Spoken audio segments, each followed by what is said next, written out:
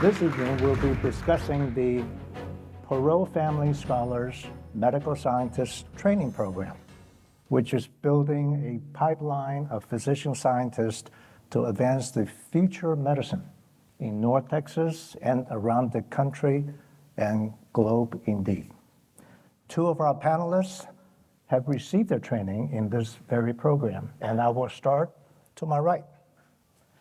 Dr. Jenny Wong graduated from UT Southwestern with her MD and PhD degrees in 2019.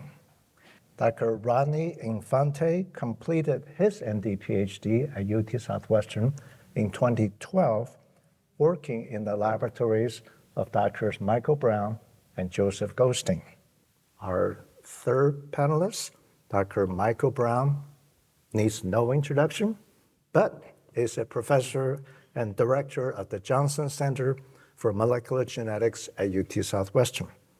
Dr. Brown and his colleague, Joseph Goldstein, shared the 1985 Nobel Prize in Physiology or Medicine for their discovery of the low-density lipoprotein receptor.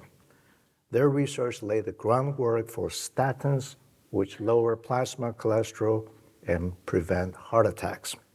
Dr. Brown was a founder of what is known now as the Perot Family Scholars Medical Scientist Training Program. So I will start with Dr. Brown.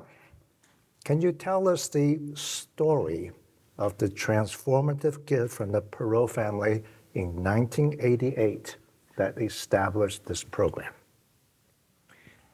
Thank you, Dr. Lee. Yes, the story goes back to 1985 when Joe Goldstein and I shared the Nobel Prize for our discoveries. And a few months after the prize ceremony, Ross Perot Sr. made an appointment and came to visit us. He was already famous in Dallas because he had founded the EDS, the most successful and the company that introduced data software management to the world. And he had sold his company to General Motors for $2.3 billion, which was real money in those days. And so he came to see us, and he came into our office and he said, I've done a lot of homework. I know you guys are still going strong. You're not going to stop just because of one prize. And I want to tell you that I would like to underwrite your research, and I will take care of making sure that you can continue your research without having to worry about applying for grants constantly. And as you heard, he came through with that promise, and for many, many years, we owe tremendous gratitude to him and his family for the support that they gave to our research. And then he said, now that's taken care of. What else can I do for you? And Joe and I didn't expect this question. We hadn't rehearsed anything. We didn't, we were happy enough to have our research supported. But it just popped into our head simultaneously. What we really need here is something called an MD PhD program. And Ross said, well, what's that? And we said, well, discoveries that will lead to the future advances in medicine have to come from people who understand medicine, but also understand basic science, because it's only the application of science to medicine that will lead to the breakthroughs that cure disease. And there are only a few people who are trained to be able to do that, because you need training not only to understand medicine, to actually become a physician, not learning something from a book, but actually learning how to take care of patients. And at the same time, learning all the thought processes and skills of a basic scientist. And there are such programs. They're called MD, PhD programs. And a normal medical student spends 4 years in medical school. But if a student enters the MD, PhD program, they spend 4 years as learning to be a doctor, and another 4 years learning to be a scientist. So it's a very long 8-year demanding program. And we had such a program back in 1985, 1986. But it was not doing very well. Nobody in the world knew much about UT Southwestern. We were not able to compete for the best and the brightest students. And the program was not flourishing. And we said, we really need such a program for many reasons. And Ross said, okay, how can we help you get the best and the brightest? And then he said, what's the stipend? First of all, these students are so valuable that they don't pay tuition. And also they actually get a stipend, a salary for the time that they're in the program because they have to live for 8 years. And so he said, what's the stipend? We said, $6,000. He said, fine, I'll pay $14,000. Just like that. And that'll get the best and the brightest. And then he said, now, where do your students live? And we said, well, we don't have any dormitories, so the students just kind of find their apartments somewhere around Dallas. He said, oh my God, that's not good. These kids are working so hard. I have all this land up in around EDS in North Dallas. I'll build an apartment complex and we'll let all these students live there rent-free. So we said, oh, that sounds good. Then he said, how hard do they work? And we said, oh, gosh, they work sometimes 12, 14-hour days. Well, how are they going to get back and forth to these apartments? And we said, we don't know. And he said, fine, I'll buy each of them a car. So at that point, Joe and I said, listen, Ross, these aren't football players. They're just students. Why don't we just give them the $14,000 and let them find their own apartments? I think he was testing us to see if there were limits. But so he agreed. And for the next several decades, Ross Perot and his family supported this MD, PhD program, not only with money, but he helped us actually recruit the best and the brightest students. And as you'll hear later, he actually came to the recruiting dinners that we had for our applicants, astounded them with his motivational speeches. So he not only gave the money, but he helped us to make the program succeed. And it became one of the most successful programs in the country. But in recent years, it's kind of slowed down. We're no longer paying more of a stipend. Everybody else has come up to meet our amount.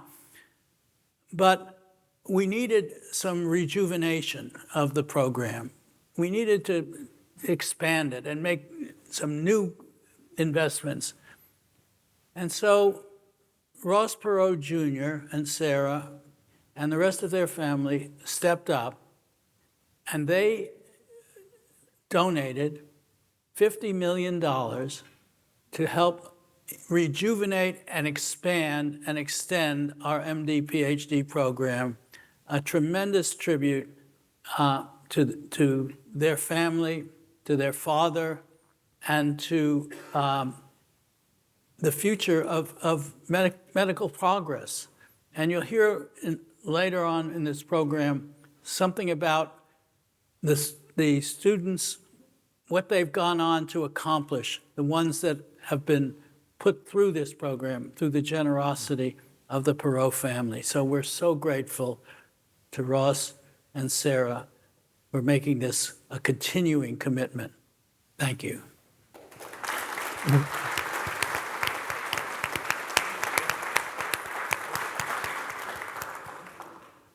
Dr. Brown, once the program was established, thanks to the support of the Perot family, what is your view of the impact it has had on the entire institution?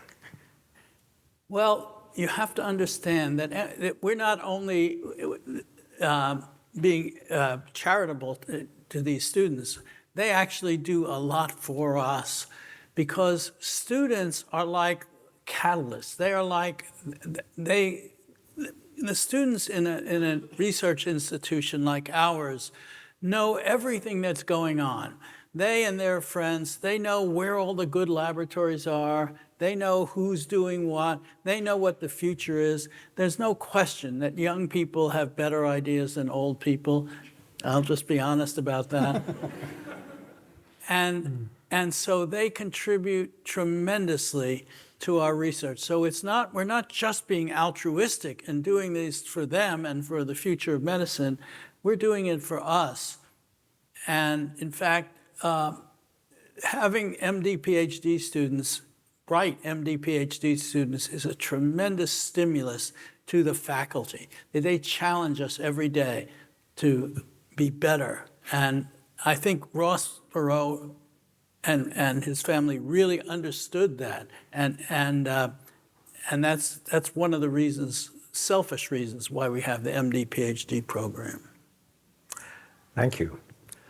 Dr. Wang, those with MD and PhD degrees live in two different worlds, so to speak, but your additional training in clinical informatics gives you another unique perspective. So my question is, how did your MD, PhD inform your path to informatics? That's a great question. I have to say that it's true. A lot of people ask me about how my MD, PhD actually relates to my informatics work now. And to that, I'll have to say that although it's true that I flipped gears on what tools I use to perform research, the medical scientist training program was essential in helping me learn how to think like a scientist and also, more importantly, gain the confidence that I, too, can make a significant contribution to our understanding of science and medicine. Before I came to UT Southwestern, I had a couple of experiences in labs here and there, but as one PhD that I met once told me, simply taking direct instruction to perform experiments is something that even his 6-year-old boy can do. And it's true, just going through the motions of doing an experiment doesn't necessarily make you a scientist. It really wasn't until I came to UT Southwestern and entered the MD PhD program where I really learned how to come up with my own hypotheses, rigorously test those hypotheses, critically analyze the results that I get, and learn to prioritize my work on the things that have the most impact. And during my PhD, I actually characterized the function of a protein that was previously not very well described. And if you look anywhere now in the scientific online databases for the function of the protein that I studied, which was MAGE-F1, the description that they use in all their databases is actually something that I found during my PhD, which is that MAGE-F1 inhibits DNA repair in cells, and they do this by basically preventing a DNA repair protein from getting a required cofactor called an iron sulfur cluster, and because it doesn't have this cofactor, DNA repair does not happen.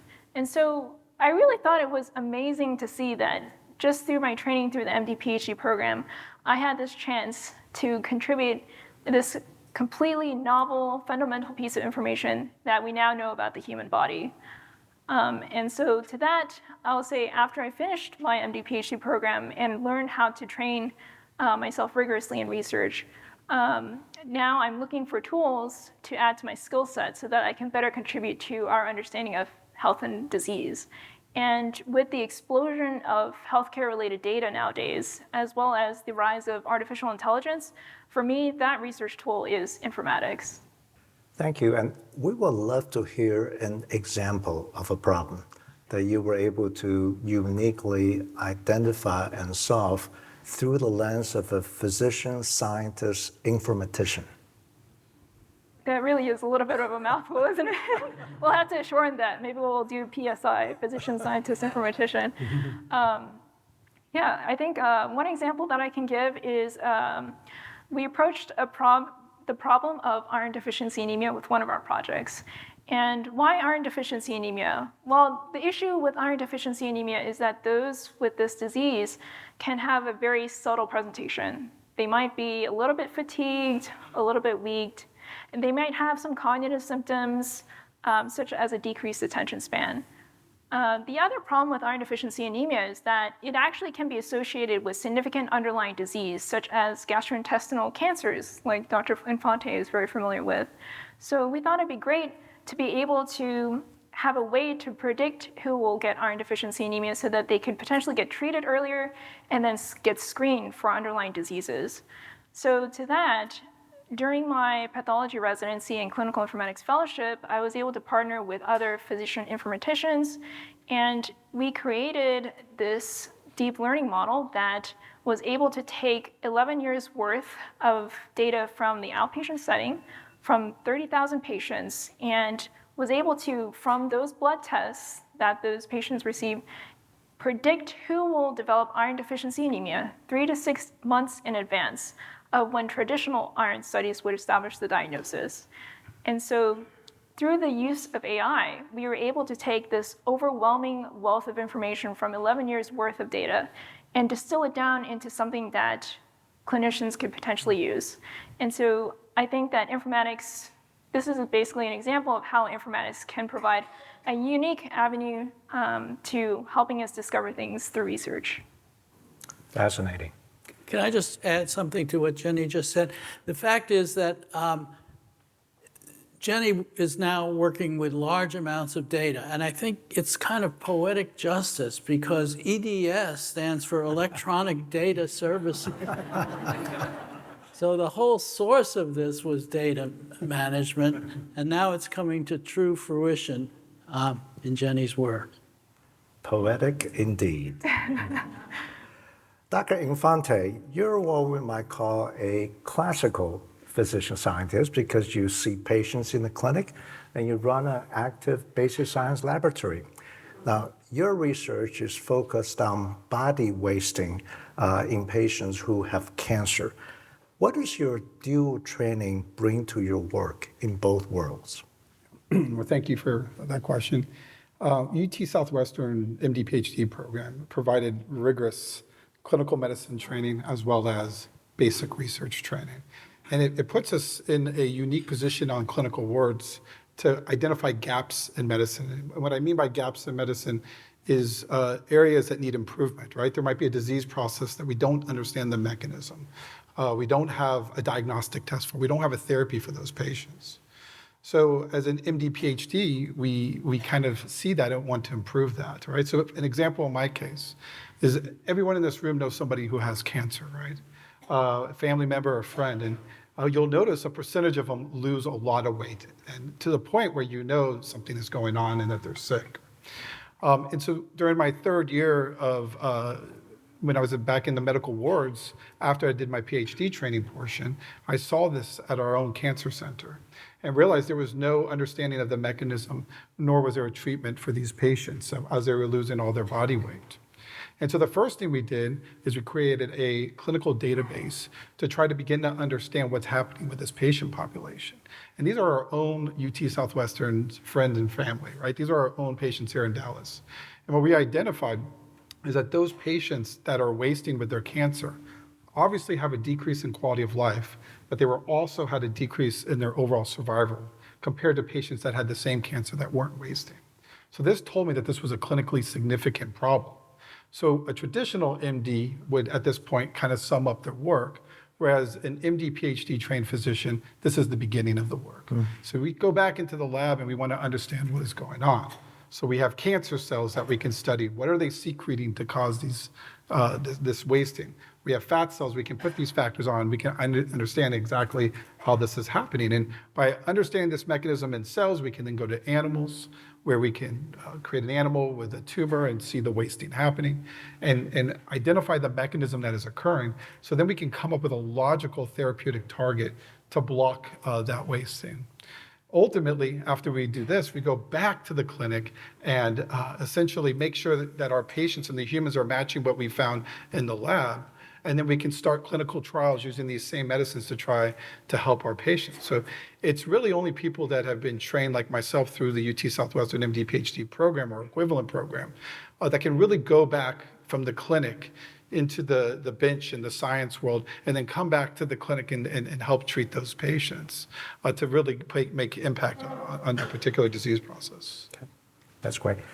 To pursue that a little bit further, what has surprised you the most about your most recent finding, and what gives you hope for treating patients with cancer wasting?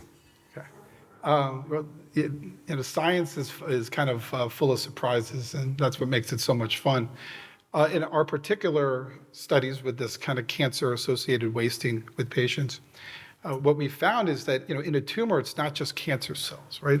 The host also has cells that are trying to come in, or the patient's cells, to try to fight it, such as immune cells.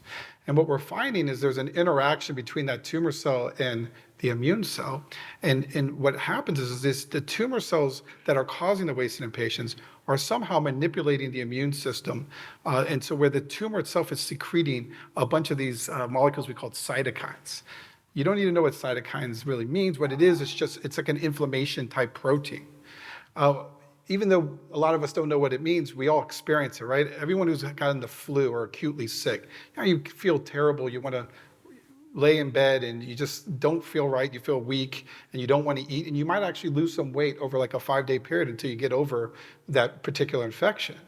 Well, what we're finding is the tumor is kind of causing very similar reactions, increasing these type of molecules in the blood. But unfortunately, it doesn't last 5 days. It can last months. And so these patients can lose a tremendous amount of weight. But understanding this now, we can target that part of the immune system, right? We can suppress that part to try to block the wasting. And we've shown that in our cell models. We can show that in our animal models.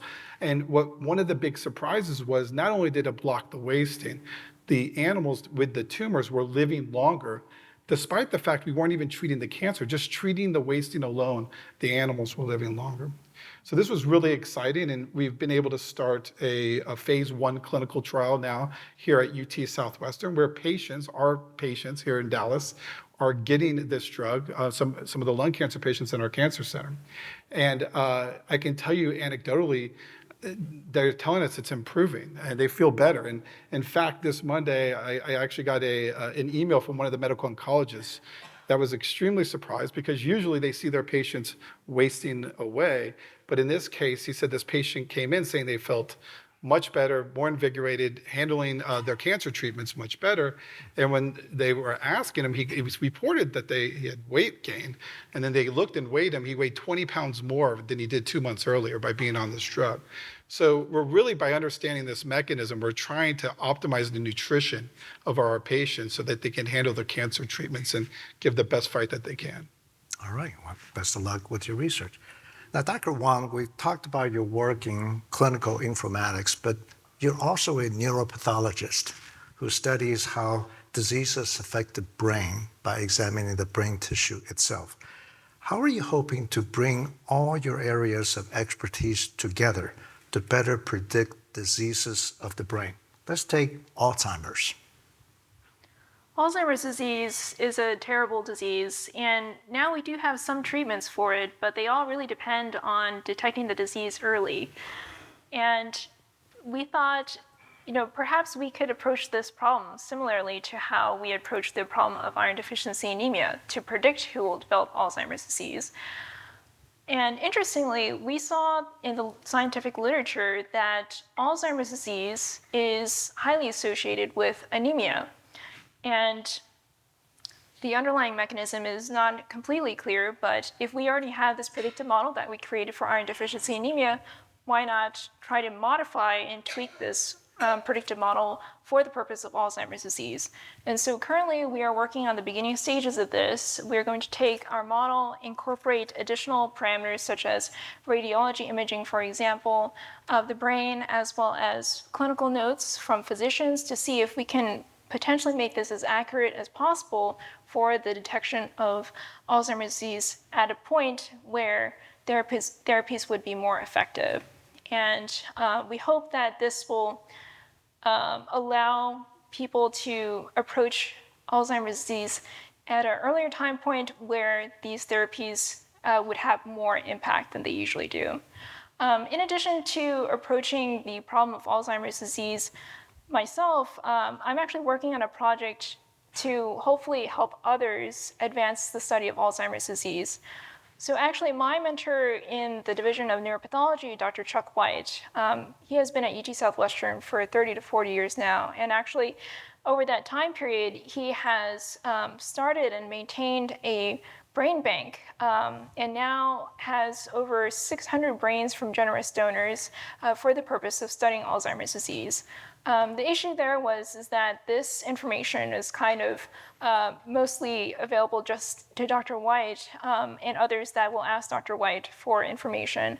And so on behalf of the O'Donnell Brain Institute, we wanted a way to potentially have this resource be more easily accessible to other researchers on UT Southwestern campus. So I'm working with the Quantitative Biomedical Research Center, as well as a neurology informaticist, Dr. Justin Rousseau, to make a unified database, as well as an associated web portal for researchers to see what is available as tissues for other researchers to be able to use to advance Alzheimer's disease research. All right. Dr. Infante, here's a fun question. One reason that students from across the country are attracted to our program is the opportunity to learn from world-famous physician scientists on our faculty. I'm not going to put you on the spot in front of your own mentor. Give us a glimpse of what it was like to be trained under Nobel laureates such as Dr. Brown and Goldstein. Well, I feel extremely fortunate to have the incredible experience to train under both Drs. Brown and Goldstein.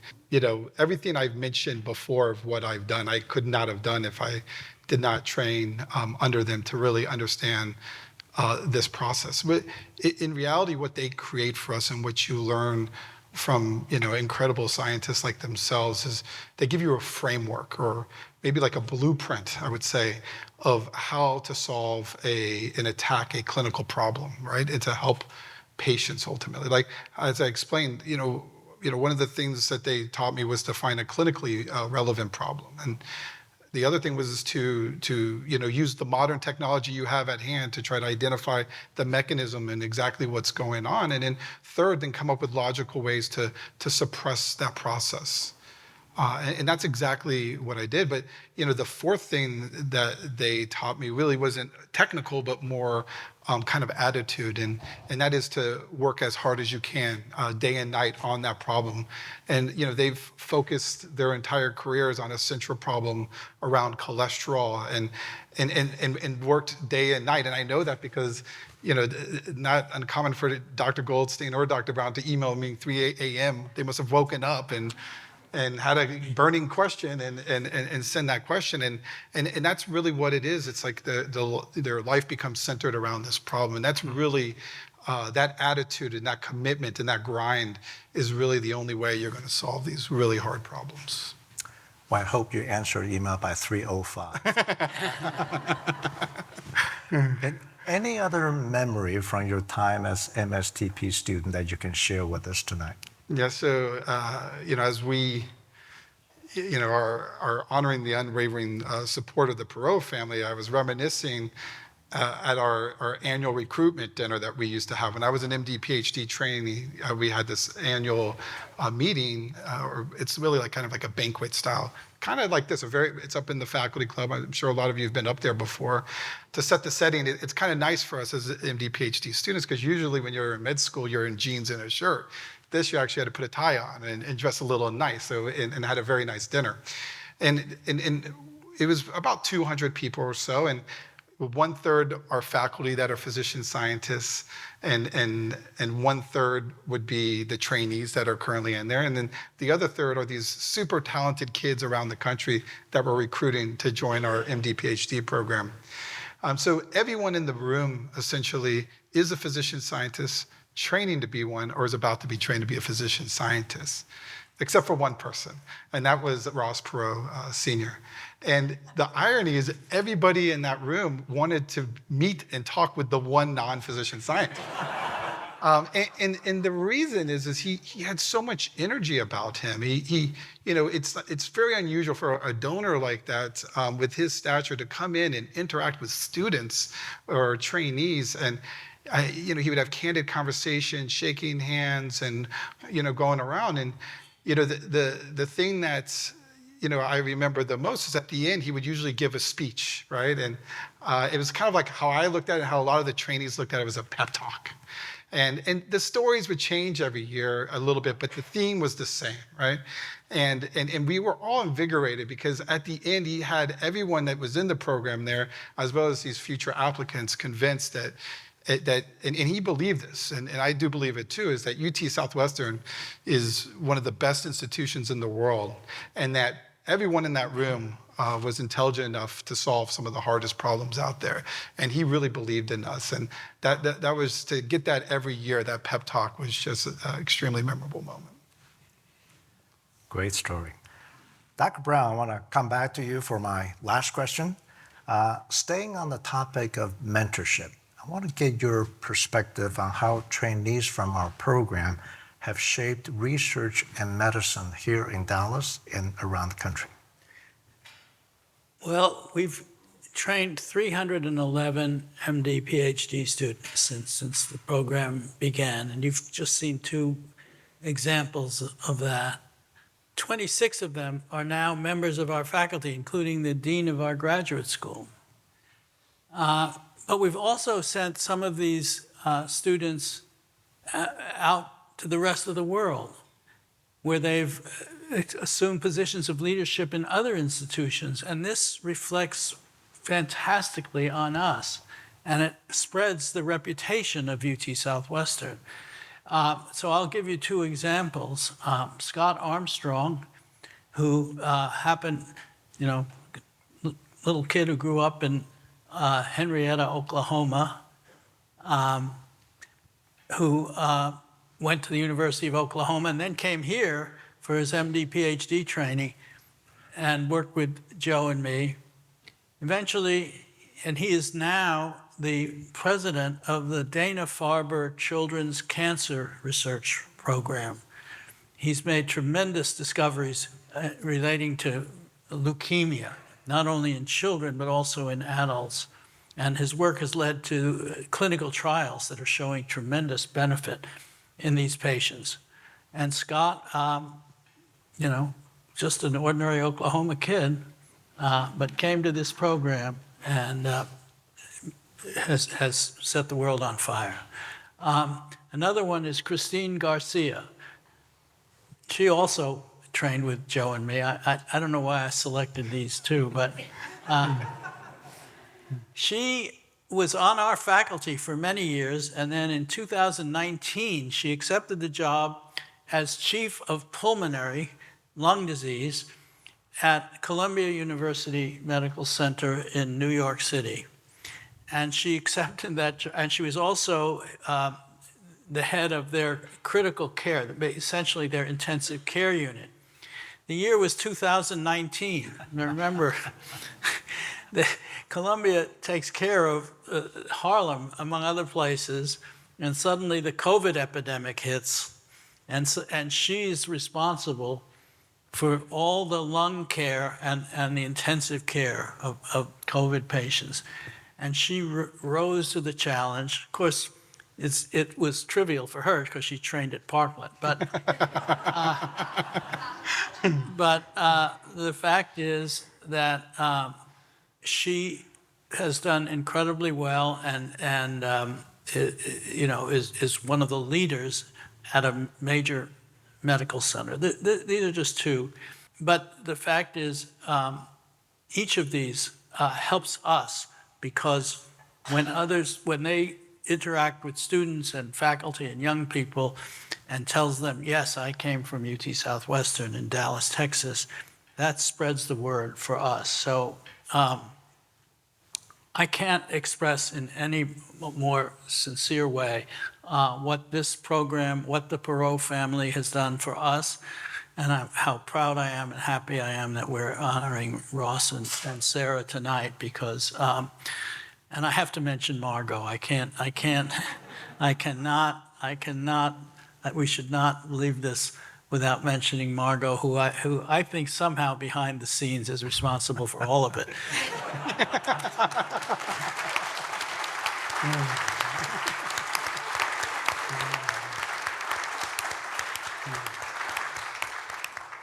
But, I'm very proud of one thing about UT Southwestern, that it doesn't seem to get enough play. So we've had 6 Nobel Prize winners since Joe and I started this cascade. And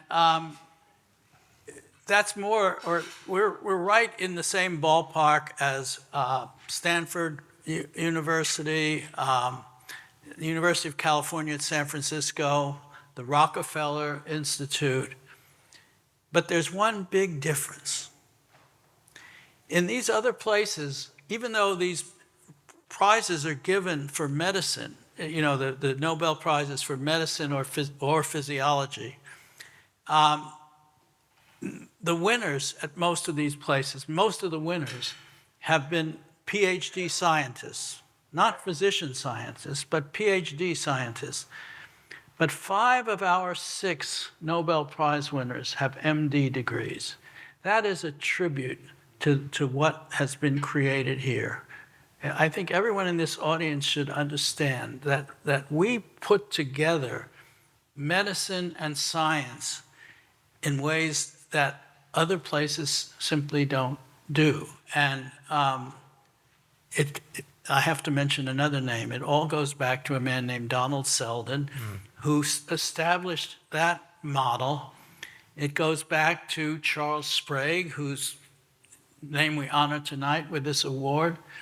It goes back to Kern Wildenthal and continues through Daniel Podolsky. And these leaders have kept this torch alive, that it's true progress comes when you can have people who really understand disease, not from reading a book about it, but from actually caring for patients and taking care of patients, and couple in the same individual the tools and the insights to apply the most modern methods to solve the problems. That's what we're noted for. That's why UT Southwestern is special. And I think, and we owe it to people like the Perot family and many of the people in this room who have understood this and made the commitment and put the people of Dallas behind us. If we had another 2 hours, I could tell you why Joe and I stayed here all those 52 years. But it has a lot to do with the community, with the Southwestern Medical Foundation, and with the feeling that we had, more than just money, it's the feeling that we've had that the people of Dallas are behind this effort. And so everyone in this room should take some pride in everything that's happened here.